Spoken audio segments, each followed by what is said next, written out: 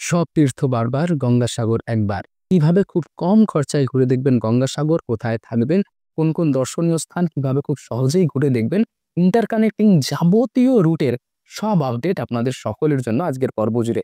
তার সাথে থাকবে বেশ কিছু সতর্ক বার্তাও। আজকের পর্ব দেখার পর আপনার মনে গঙ্গাসাগর ভ্রমণ সম্পর্কিত কোনো প্রশ্ন থাকবে না, এটুকুনি গ্যারান্টি দিচ্ছি।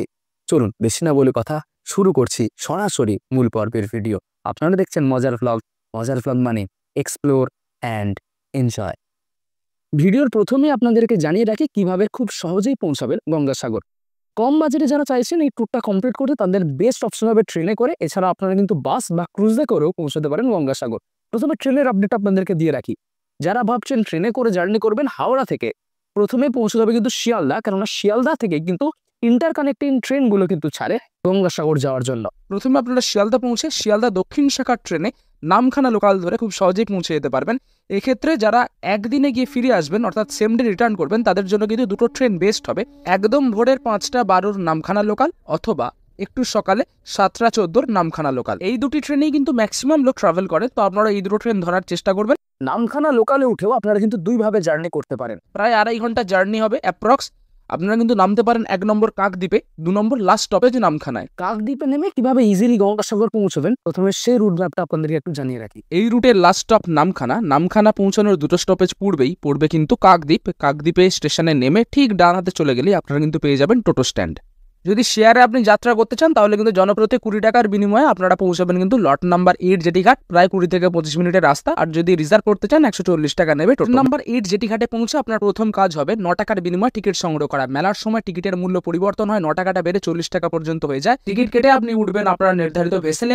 লট নাম্বার 8 থেকে ভেসেল নিয়ে আপনারা কিন্তু পৌঁছবেন কচুবেড়িয়া জেটিতে। কচুবেড়িয়া জেটি থেকে সোজা বেরিয়ে ডানাতে এগোতে থাকলে আপনারা দেখতে পেয়ে যাবেন টোটো, অটো, মারুতি দাঁড়িয়ে রয়েছে এবং সামনেই পড়বে বাস স্ট্যান্ড। আপনারা বাসও সিলেক্ট করতে পারেন। বাসে 40 টাকার বিনিময়ে আপনারা পৌঁছতে পারবেন সাগরে। টোটো 100 টাকা জনপ্রতি, ম্যাজিক ভ্যানে 60 টাকা এবং অটোয় 50 টাকা। এটা চলছে শেয়ারের রেট এবং মেলার সময় ভাড়া বাড়তে পারে, অন্যান্য সময় কিছুটা কমও থাকে। কচুবেড়িয়া থেকে ট্রান্সপোর্ট সিলেক্ট করে গঙ্গাসাগর পর্যন্ত পৌঁছতে আপনারা কিন্তু প্রায় 1.5 ঘন্টার কাছাকাছি সময় কিন্তু লেগে যায়। আপনারা কিন্তু পৌঁছবেন কচুবেড়িয়া থেকে সাগর বাস স্ট্যান্ড। গঙ্গাসাগর পৌঁছে সোজা রাস্তা বরাবর এগিয়ে গেলেই কিন্তু মিনিট 10-15 মধ্যে আপনারা কিন্তু পেয়ে যাবেন কপিলমুনির আশ্রম এবং আপনাদের কাঙ্ক্ষিত গঙ্গাসাগর। সাগর বাস স্ট্যান্ডে নেমে আপনারা কিন্তু টোটো করে পৌঁছতে পারবেন কপিলমুনির আশ্রম এবং গঙ্গাসাগর। 20 টাকা জনপ্রতি ভাড়া। কিন্তু এই সাগর মেলার সময় এত পুণ্যার্থী আসেন যে এই রাস্তায় কিন্তু টোটো চলাচল সম্পূর্ণ নিষিদ্ধ। সুতরাং এই 1.5 কিলোমিটারের ছোট্ট হাঁটা আপনাদের কিন্তু হেঁটেই পৌঁছতে হবে কপিলমুনির আশ্রম এবং পুণ্যতীর্থ গঙ্গাসাগর।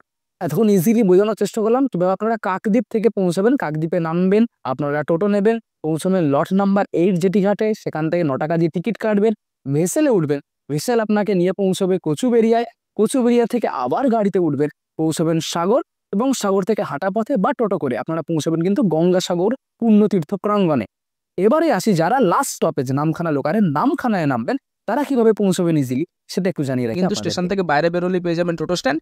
15 টাকা জনপ্রতি দিয়ে আপনারা কিন্তু পৌঁছবেন নামখানা জেটি ঘাটে। নামখানা জেটি থেকে 40 টাকার বিনিময়ে আমরা কিন্তু প্রায় 1.5 ঘন্টার কাছাকাছি জার্নি করে পৌঁছবো বেনুবনে।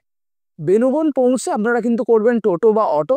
সেখান থেকে কিন্তু 60 টাকা থেকে 70 টাকা জনপ্রতি ভাড়া দিয়ে আপনারা কিন্তু পৌঁছে যাবেন গঙ্গাসাগর বাস স্ট্যান্ডে। সেখান থেকে একই পথে ইজিলি হাঁটা পথে বা টোটো করে আবার পৌঁছবেন কিন্তু সাগর প্রাঙ্গণে। মোটামুটি কষ্টের জার্নি। দুটো রুটই আপনাদেরকে জানিয়ে রাখলাম যারা শিয়ালদা থেকে ট্রেনে আসবেন। বাস কিন্তু এখন কলকাতা থেকে হামেশাই ছাড়ছে কাকদ্বীপ বা নামখানার উদ্দেশ্যে। সেগুলো করেও কিন্তু আপনারা এসে ইন্টারকানেক্টিং যে কোনো রকমের ম্যাজিক ভ্যান বা টোটো ধরে আপনারা কিন্তু পৌঁছে যাবেন সাগর প্রাঙ্গণে। যারা চাইছেন জলপথে সরাসরি কচুবেড়িয়াতে পৌঁছবেন, তারা কিন্তু কলকাতা থেকে ক্রুজে চেপেও আসতে পারেন। 1500 থেকে 2000 টাকার মধ্যে কিন্তু জনপ্রতি ভাড়া এবং আপনারা কিন্তু পুরোটাই জলপথে সুন্দর ভিউ দেখতে দেখতে কিন্তু ইজিলি পৌঁছে যাবেন কচুবেড়িয়া। দেন কচুবেড়িয়া থেকে কিন্তু সেম রুটে আপনাদেরকে পৌঁছতে হবে কিন্তু গঙ্গাসাগর। এছাড়াও বিভিন্ন রুট থেকে কিন্তু লঞ্চ আসে গঙ্গাসাগর মেলার উপলক্ষে কিন্তু কচুবেড়িয়া জেটিতে। তার টাইমিংস কিন্তু আপনারা গঙ্গাসাগর অ্যাপে ভেসেল বা জেটির টাইমিংগুলো যদি একটু চেক করেন তাহলে কিন্তু পেয়ে যাবেন। অ্যাপের লিঙ্ক কিন্তু আপনাদেরকে দিয়ে দিচ্ছি, ডাউনলোড করে রাখবেন। কেননা এখানে জোয়ার ভাটাটা একটা বিশাল বড় ফ্যাক্টর। জোয়ার ভাটার উপরে কিন্তু এই ভেসেলের টাইম ডিপেন্ড করে, প্রতিদিন চেঞ্জ হয়। সুতরাং চেক করে আপনারা কিন্তু এই লঞ্চ বা ফেরি ধরার জন্য কিন্তু বেরোবেন। অনেক কষ্টের জার্নি শেষে আপনারা গঙ্গাসাগর পৌঁছে গেলেন। অনেকের প্ল্যানিং থাকে যে একটা রাত গঙ্গাসাগরে স্টে করার। তাদের জন্য কিন্তু নেক্সট যেটা সমস্যা সেটা হচ্ছে হোটেল কি করে খুঁজে পাবেন। যদি আপনারা অফ সিজন আসেন হোটেল নিয়ে চিন্তা করার কোনো কারণ নেই, কেননা প্রচুর হোটেল অ্যাভেলেবেল আছে। যা সাগর বাস স্ট্যান্ডে নামবেন, সোজা রাস্তা বরাবর এগিয়ে যাওয়া, ডান দিক বাঁ দিকে হোটেল ধর্মশালা প্রচুর রয়েছে। মানে আমি জেনারেলি কোনো হোটেলের নাম্বার শেয়ার করি না, কারণ কার সাথে কীরকম ব্যবহার হবে সেই জন্য আমি কোনো রিকমেন্ড করি না। ভারত সেবাশ্রম সংঘ তো মোস্ট রেটেড একটা, মানে প্রচুর মানুষজন পছন্দ করেন ভারত সেবাশ্রম থাকার জন্য, আপনারাও কিন্তু থাকতে পারেন। কিন্তু আবারও বলছি, মেলার সময় যারা আসবেন আগে থেকে একটু বুক করে আসার চেষ্টা করবেন। বিভিন্ন রেফারেন্স আপনারা গুগল ম্যাপের লিঙ্কে গিয়ে যদি চেক করেন পেয়ে যাবেন, অথবা গুগলে কিন্তু চেক করে নেবেন যে রেটিংস ভালো আছে কিনা। এটুকু বলে দিতে পারি। মেলার সময় কিন্তু সরকারের পক্ষ থেকে অনেক ফ্রিতে সার্ভিস দেওয়া হয়, তো সেগুলোতেও আপনারা কিন্তু থাকতে পারেন, রাত্রিবাস করতে পারেন, কোনো অসুবিধা হয় না জেনারেলি। এবারে একটু খাওয়া দাওয়ার কথা বলে রাখি, বেশিরভাগ জায়গাতেই কিন্তু গঙ্গাসাগর প্রেমিসেসের এরিয়াতে পুরোপুরি নিরামিষ খাবারই পাওয়া যায় ম্যাক্সিমাম, সুতরাং খাওয়া দাওয়া নিয়ে খুব একটা অসুবিধা কারোরই হয় না। এবার আপনাদেরকে জানিয়ে রাখি কিভাবে খুব সহজেই ঘুরে দেখবেন। যদি আপনাদের সাগর বাসস্ট্যান্ড সংলগ্ন অঞ্চলে হোটেল নেন, জাস্ট 1.5 কিলোমিটার দূরেই কিন্তু প্রথমেই পড়বে কপিলমুনির আশ্রম। সকাল সকাল গিয়ে কপিলমুনির আশ্রম দর্শন করবেন, মন্দির প্রাঙ্গণের ভেতরে প্রবেশ করবেন, বেশ কিছুটা সময় কাটাবেন। যদি আপনারা মেলার সময় যান, কপিলমুনির আশ্রমের ভেতরে কিন্তু কাউকে ঢুকতে দেওয়া হয় না, কেননা এত ভিড় হয়ে যায় যে ইভ্যাকুয়েট করা যায় না। সুতরাং আপনারা অন্য সময় যদি যান, ভালো করে কপিলমুনির আশ্রম দর্শন করবেন, এবং ভেতরে কিন্তু ছবি টবি তোলাও অ্যালাউ নেই। তাও আপনাদের সকলের জন্য ছোট্ট একটা ক্লিপিংস শেয়ার করার চেষ্টা করলাম। এছাড়া এখানে কিন্তু নাগা সন্ন্যাসীদের থেকে আশীর্বাদ নিতে একবারই ভুলবেন, এটা কিন্তু অন্যতম মোস্ট আকর্ষণীয় একটা অংশ এই গঙ্গাসাগর ভ্রমণের।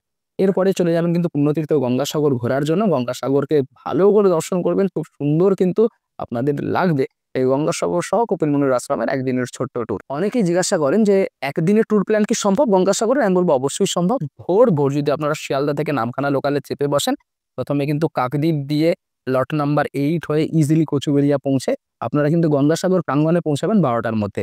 সেখান থেকে 1-2 ঘন্টা ভালো করে দর্শন করে, স্নান করে, সামান্য খাওয়া দাওয়া করে আপনারা কিন্তু বেনুবনে পৌঁছে ইজিলি আবার নামখানা দিয়ে নামখানা লোকাল চেপে রাত 8টার মধ্যে কিন্তু শিয়ালদা পৌঁছে যাবেন। একটু কমপ্লিকেটেড, জোয়ার ভাটা টাইমটা কিন্তু বারংবার বলছি লক্ষ্য করবেন।